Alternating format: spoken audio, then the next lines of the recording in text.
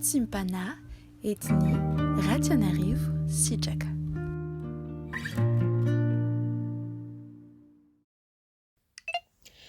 Chère famille en Christ, que la grâce et la paix de notre Seigneur Jésus-Christ nous soient adressées et multipliées en ce jour. Prions. Seigneur Jésus, merci pour cette journée que tu nous accordes. Merci parce que c'est une opportunité que nous possédons maintenant, que nous avons aujourd'hui pour entendre ta voix, pour pouvoir être davantage conduit, enseigné, Seigneur, et fortifié, encouragé. Merci Seigneur parce que c'est une grâce que nous ne pouvons ni mériter, ni obtenir par l'argent ou par d'autres moyens, Seigneur, mais c'est une grâce qui vient de toi, une bénédiction qui vient de toi. En ton nom, Seigneur, nous prions. Amen. Nous allons ouvrir notre Bible dans Genèse, chapitre 24, versets 65 à 67. Genèse, chapitre 24, versets 65 à 67. Et Genèse, chapitre 25, verset 11. Genèse 24, 65, 67 et Genèse 25, 11. Il est écrit au nom de Jésus.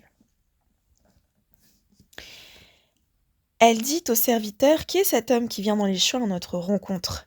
Et le serviteur répondit, « C'est mon Seigneur. » Alors elle prit son voile et se couvrit.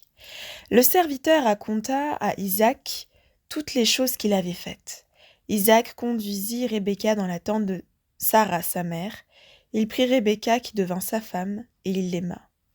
Ainsi fut consolé Isaac après avoir perdu sa mère. Après la mort d'Abraham, Dieu bénit Isaac son fils. Il habitait près du puits de Lachoï-Roï. Amen. Le message d'aujourd'hui s'intitule « Dieu accorde sa bénédiction ». Ici, nous avons tout d'abord Isaac qui est attristé et qui a eu la consolation par la femme que Dieu lui a donnée. En effet, la femme a été établie comme étant Ézer, nous dit tout le début de la Genèse, quand Ève est présentée à Adam. Avant cela, Dieu dit « Je vais te faire une aide semblable ». Et l'aide dans la langue de l'Ancien Testament est le mot Ézer. Ézer, donc, en hébreu. Ézer signifie une aide extraordinaire qui lui est semblable, qui lui est égale. Ainsi, cela veut dire que sans la femme, en principe, l'homme ne peut pas accomplir sa destinée. S'il n'a pas reçu le don du célibat, eh bien, l'homme ne peut pas accomplir sa destinée sans cette aide ou ce secours qui est sa femme. Et la tristesse d'Isaac a été changée en joie. Après avoir perdu sa mère, il a eu la femme que Dieu lui a promise. Sa tristesse a été changée en joie, disons-nous, sa peine en consolation et le manque en complétude. C'est cela, la bénédiction de l'Éternel. De nous permettre de vivre des situations qui nous forgent, qui nous façonnent et qui nous relèvent. Et j'irai plus loin en disant que probablement Isaac n'aurait pas autant apprécié la venue de sa future femme ni l'aimer comme il l'a fait si sa mère Sarah était encore en vie. Rappelons-nous un petit peu de la place d'Isaac dans le cœur de sa mère. Isaac était l'enfant tant attendu, pour lequel Sarah avait quand même renvoyé une femme enceinte dans le désert, puis cette même femme a été renvoyée avec son jeune fils,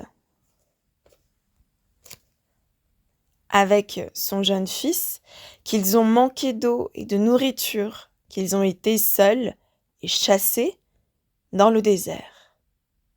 Sarah avait un cœur donc particulier et extrêmement protecteur à l'égard d'Isaac. Ainsi, il est concevable qu'elle ne veuille pas le laisser se marier ni partir. En réalité, l'ordre divin nous dit que l'homme quittera son père et sa mère et s'attachera à sa femme.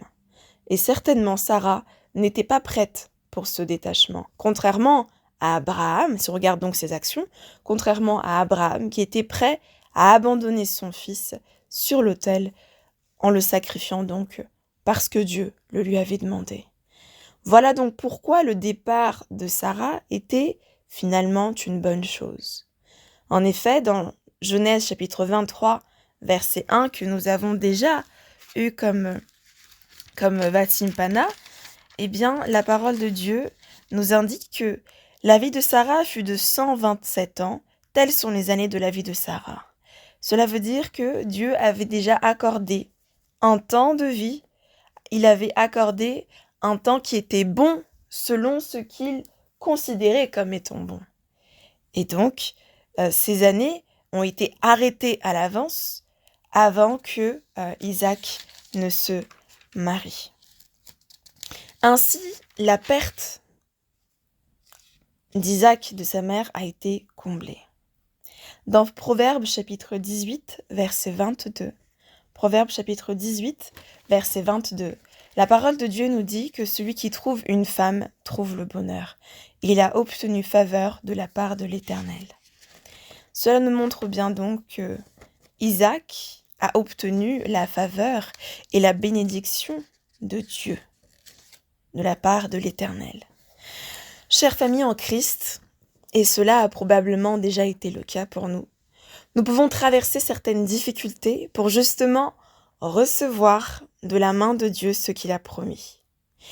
Nous ne devons donc pas nous accrocher aux circonstances, parce qu'elles changent. Et nous ne pouvons pas trouver dans nos circonstances, puiser dans nos circonstances, la paix, la joie, le contentement, parce que justement, les circonstances sont inconstantes, elles changent. Pareillement, nous ne devons pas nous appuyer sur les autres comme s'ils étaient Dieu, car nous sommes tous passagers sur cette terre. Nous ne pouvons que nous appuyer sur Dieu, qui est maître de toute chair et qui dispose les circonstances. C'est ce que montre ici ce qu'a vécu Isaac.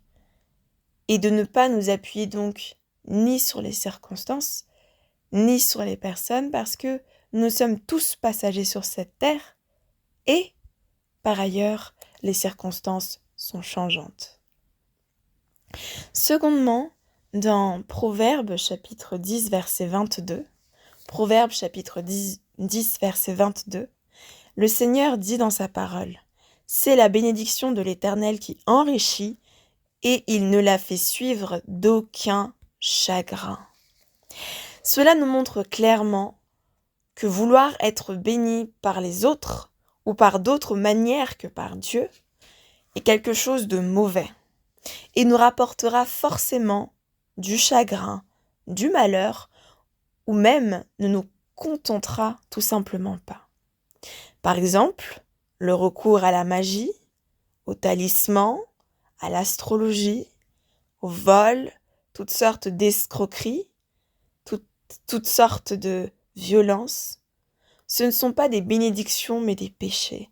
En effet, beaucoup de gens encore utilisent ces moyens pour obtenir des choses matérielles ou des choses même immatérielles.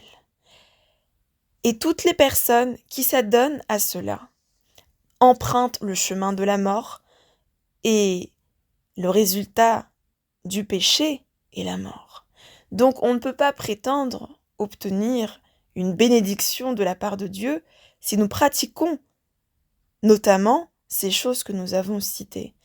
Tout ce qui a trait à l'occultisme ou à toute manière immorale, injuste, incorrecte, pour obtenir quelque chose de quelqu'un, par exemple, ou pour obtenir quelque chose tout court, eh bien, cela ne vient pas de la main de Dieu, ce ne sont pas des bénédictions, mais ce sont en réalité des malédictions que nous allons recevoir si nous agissons ainsi. Par ailleurs, la volonté d'être béni par les autres, et non pas être béni par Dieu directement, cela veut dire que C'est par exemple quand on veut qu'on nous chante nos louanges, quand on veut être reconnu, quand on veut que les autres reconnaissent nos bonnes actions, par exemple. Eh bien, la parole de Dieu nous dit que notre main droite ne sache pas ce que fait notre main gauche. Les autres, évidemment, peuvent nous bénir par leurs paroles et par leurs actions. Mais nous devons garder en tête que nous ne devons pas chercher ni poursuivre la bénédiction ou la reconnaissance des autres. Par ailleurs, de reconnaître que c'est l'Éternel Dieu qui est la source de toute bénédiction. Les autres, les personnes qui nous entourent, sont simplement de bons canaux, et même merveilleux canaux, que Dieu met dans notre vie pour pouvoir recevoir sa bénédiction. En effet, la parole de Dieu déclare que toute bénédiction, tout bienfait vient de la part de l'Éternel Dieu de lumière, chez qui il n'y a ni ombre de changement, ni de variation. Prions. Seigneur Jésus, merci parce que tu nous enseignes et tu nous apprends que tu es celui qui est source de toute bénédiction. Et nos circonstances, parfois, Seigneur, peuvent nous dire le contraire. Pourtant, Seigneur, nous nous appuyons, nous nous accrochons à toi.